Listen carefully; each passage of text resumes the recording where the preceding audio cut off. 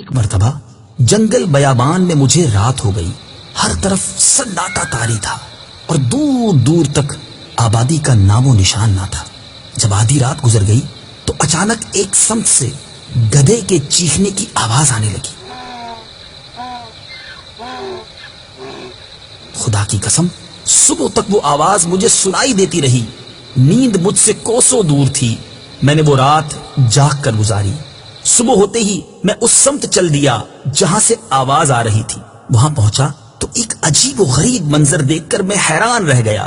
وہاں ایک قبر تھی جس میں ایک گدھا گردن تک دفن تھا، اس کے سر اور پیٹھ سے مٹی ہٹ چکی تھی۔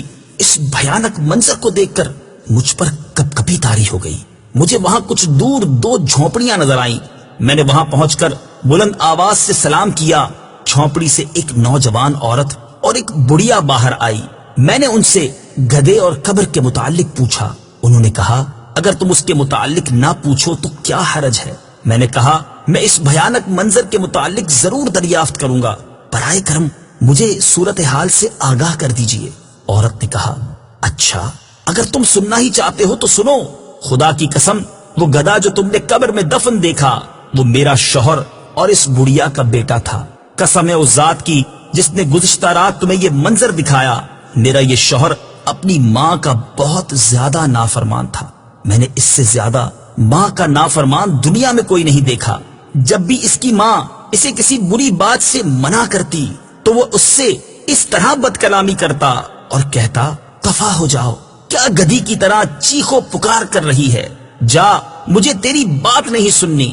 آخر کار دکھیاری ماں نے تنگ آ کر کہا اللہ تعالیٰ تجھے گدھے کی طرح بنا دے۔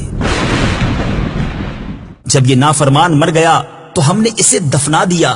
جس دن ہم نے اسے دفنایا اسی دن سے یہ گدھے کی شکل اختیار کر گیا۔ ماں کا نافرمان اور اپنی ماں کو گدھی کہنے والا اب روزانہ اپنی قبر میں گدھے کی طرح چیختا ہے اور ہر رات اس کی قبر سے یہ آواز سنائی دیتی ہے۔